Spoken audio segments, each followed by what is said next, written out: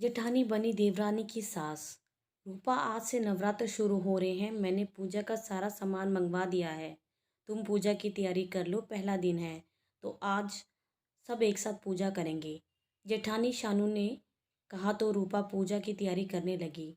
ये रूपा के पहले नवरात्र थे ससुराल में। उसे नहीं पता था कि ससुराल में क्या कैसे होता है।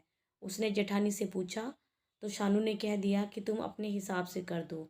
इनकी सास तो अपने छोटे बेटे के पास कनाडा गई हुई है। वो बड़ी बहू पर घर की जिम्मेदारी सौंप गई थी। सास के जाने के बाद शानू तो खुद को ही सास समझ बैठी और रूपा पर हुक्म चलाने लगी। अब रूपा के घर तो ज़्यादा कुछ होता ही नहीं था, सो उसने मंदिर की सफाई करके देवी मैया को फूल माला चढ़ा दी और दीपक जलाकर सबको आवाज़ लगाई। शानू आते ही बोली, रूपा, तुम्हें पूजा करना भी नहीं आता है क्या? ये कैसी तैयारी की है पूजा पूजा की? ना लौंग रखी है, ना ही जोत जलाई है। भाभी, मैंने तो आपसे पूछा था लेकिन आपने कहा कि तुम अपने हिसाब से कर दो। जैसे मेरे मायके में होता है मैंने वही कर दिया। बहू, अपने मायके के रीति रिवाज यहाँ मत चलाओ। हमारे घर में हमारे रीति रिवाज से ही पूजा होगी। ससुर जी बोले। कपिल, मैं पूजा के सामान को आज हाथ नहीं लगा सकती, इसलिए मैंने रूपा से कह दिया था। मुझे क्या पता था कि इसको कुछ नहीं आता। प्लीज़ आप सारा सामान रख दो। शानू अपने पति से बोली। खैर, पूजा होगी उसके बाद शानू बोली, रूपा, तुम सबके लिए कुट्टू की पकौड़ी, फलों की चाट और मखाने भून लो। आज मैं रसोई में हाथ नहीं लगा पाऊंगी तो तुम्हें अकेले ही करना पड़ेगा। लेकिन भाभी, हम लोग तो मासिक धर्म के दिनों में रसोई में काम कर लेते हैं, फिर आज क्या हुआ?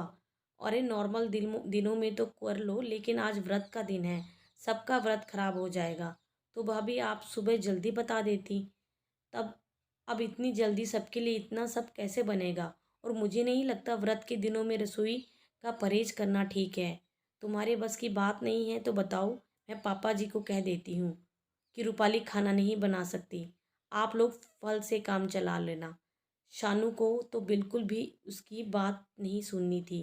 रूपा को बहुत गुस्सा आ रहा था, लेकिन क्या कर सकती थी? जिठानी ने सभी को अपने प्रभाव में ले रखा था।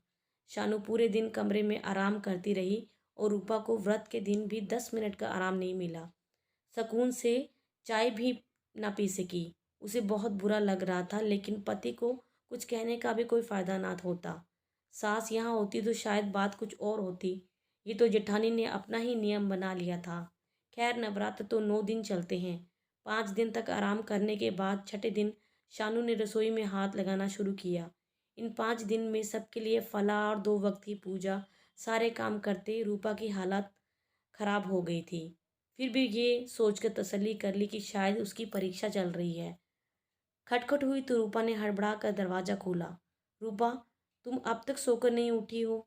पूजा का वक्त हो रहा है, सबके नाश्ते की भी तैयारी करनी है। भाभी, मेरे पीरियड शुरू हो गए हैं। व्रत के दिनों में मैं किसी चीज़ को हाथ नहीं लगा सकती, इसलिए कमरे में ही थी। लेकिन ये कैसे हो सकता है? अब सारा काम अकेले कैसे करूँगी? भाभी, ये तो मेरे हाथ में नहीं है और नियम भी आपने ही बनाया है, इसलिए सॉरी भाभी। शानू हाथ मलते हुए वापस बाहर आ गई। अब उसे सारे काम खुद करने थे। आज चारों तरफ से आवाज़ आ रही थी, शानू जल्दी करो, हमें देर हो रही है। शानू अपनी बातों में खुद ही फंस गई। दोपहर को कपिल का फ़ोन आया। शानू, रात को खाना ज़रा ज़्यादा बना लेना। अभी मम्मी का मैसेज मिला है, वो दिल्ली एयरपोर्ट आ चुकी हैं। उनके साथ दिल्ली वाली मौसी की बेटी भी अपने परिवार के साथ आ रही है। अब तो शानू की हालत ख़राब होगी। सब लोगों को खाना अकेले कैसे बनाएगी? और फिर मम्मी जी को तो ये भी पसंद ही नहीं है कि मासिक धर्म के दिनों में रसोई में हाथ नहीं लगाना। लेकिन जब रूपा काम नहीं करेगी तो सबके सामने मेरी बात आ जाएगी। शानू किसी तरह का सारे काम निपटा रही थी। रूपा को अपनी सहायता के लिए कहती तो सब उससे उन 5 दिनों का हिसाब मांग लेती जो उसने रूपा को परेशान करके मज़े लिए थे। उसे समझ नहीं आ रहा था कि शाम को सासू जी के सामने क्या बहाना बनाना है। शाम को शानू रूपा के कमरे में आई और उसे सारी बात बताई। जेठानी की बात सुनकर रूपा को बहुत गुस्सा आया। रूपा, तुम चाहो तो मुझे माफ़ कर सकती है। ठीक है, लेकिन आपको वादा करना होगा कि आप छोटी बहन समझकर मेरे साथ रहेंगी और कुछ नहीं करेंगी। शानू ने रूपा से वादा किया। शाम को सबने पूछा, रूपा कैसे काम करा रही है। तो सासू माँ ने सबकी तरफ देखा कि रूपा काम क्यों नहीं कर सकती। रूपा बोली, अब बस सब ठीक हो गया है, जो कुछ हुआ था सब संभल गया है। अब इस बात को जाने दो और हम दोनों के हाथों के लजीज खाने का मज़ा लो। रूपा की बात सुनकर सब हंसने लगे और सासू माँ अभी भी सोच रही में थी। रूपा ने उनकी प्लेट में कुट्टू की पूरी रखी और खाने के आग्रह किया। शानू शर्मिंदगी से मुंह झुकाए काम कर रही थी। उसने भी अपने से वादा किया कि अब से वो देवरानी को परेशान नहीं करेगी।